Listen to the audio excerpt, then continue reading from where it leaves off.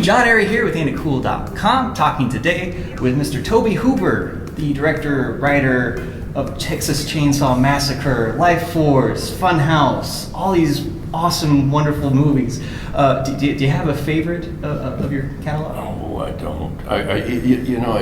It changes. I mean, I do and I don't.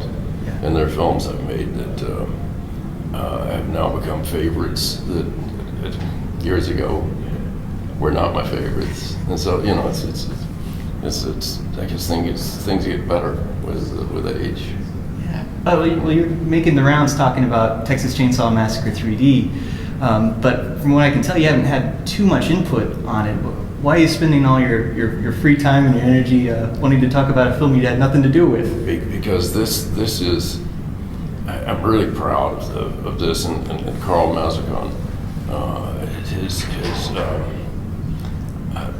the way he studied the intent of the original and the behavior and the way it loops and you're caught in this trap and you have to think, and it's more than just a horror film.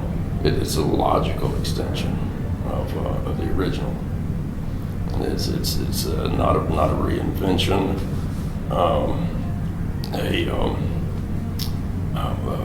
I mean, I sat down and watched the movie at Lionsgate, and it blew me. It blew my mind.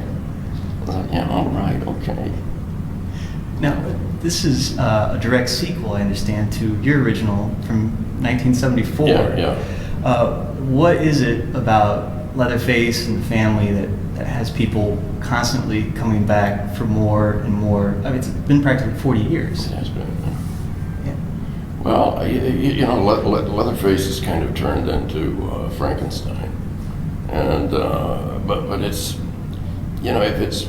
it's about dysfunction, and in a big way, and family dysfunction. I said, I don't know. I mean, it's perhaps holiday dinners with families. It's relatable, and done well, and this one is really done very well. In some films, crazy people act crazy, and where craziness really isn't that way, or sanity or insanity, and they got this right. And so I'm just proud. I'm proud to see it was someone finally got it right. They got crazy right. That's good. That's good. Okay.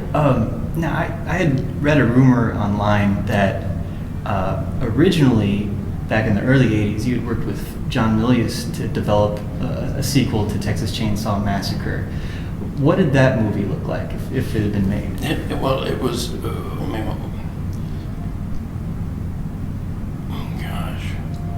It would have picked up where this one left off, the way this one does, and it would have been a completely logical extension.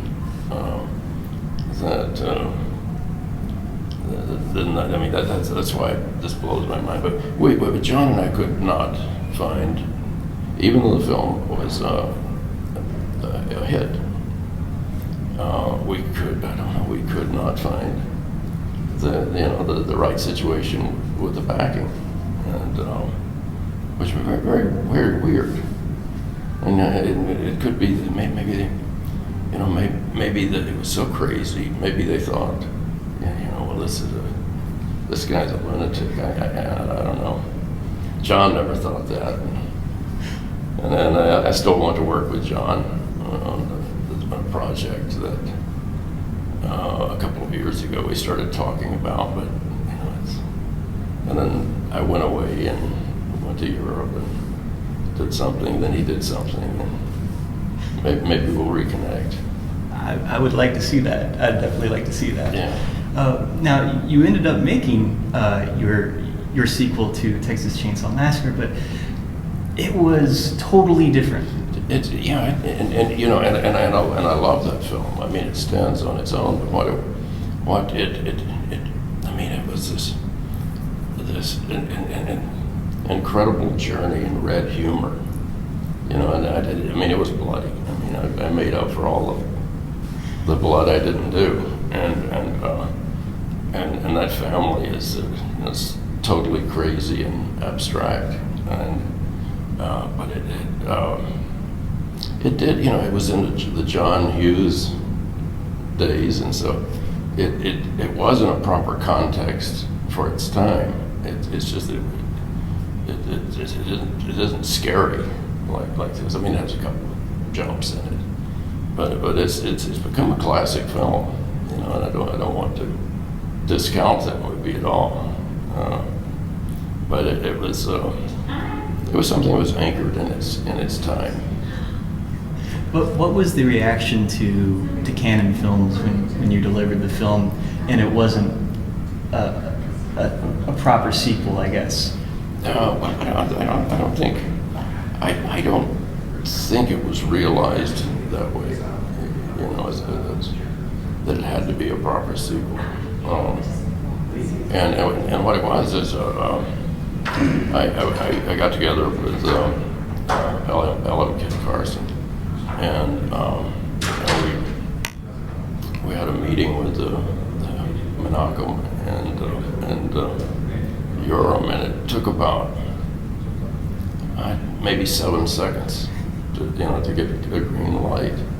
And so, but you know, under the condition that from today, this film has to be in the theaters in 10 weeks.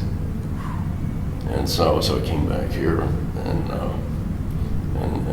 and shot it. And I don't know if the house was still out there or not, but it had turned into something else, you know, like an underground lair in a Texas battleground that had gone out of business. And I have fond memories. We were out shooting somewhere out north of town, and the lightning was, you know, bam, bam, bam, like, and the trailers were shaking, and my DP, Richard Curris, Laura, his wife, was then banging on my trailer door as we're waiting for the next setup, and some of the crew, like the UPM, and they were from LA, and they didn't realize just how serious the weather can get. And she was just almost in tears, saying, "We have to get out of here." And we did. I mean, a tornado picked up like 40 head of cows and threw them everywhere. And the set was shaking, and the lightning was just unbelievable. It sounds like your Texas Chainsaw memories are very dangerous. You've had some dangerous experiences. I understand you almost got hit by a chainsaw once on the first film. Yeah. How did you make it out the whole experience without losing a limb or an eye? I don't know. I don't know. Daniel Pearl, the DP, almost did lose an eye. I mean, we were dollying really quickly through this little patch of woods that we had, and the dolly, or the side of the camera, hit a tree, and it pushed the eyepiece.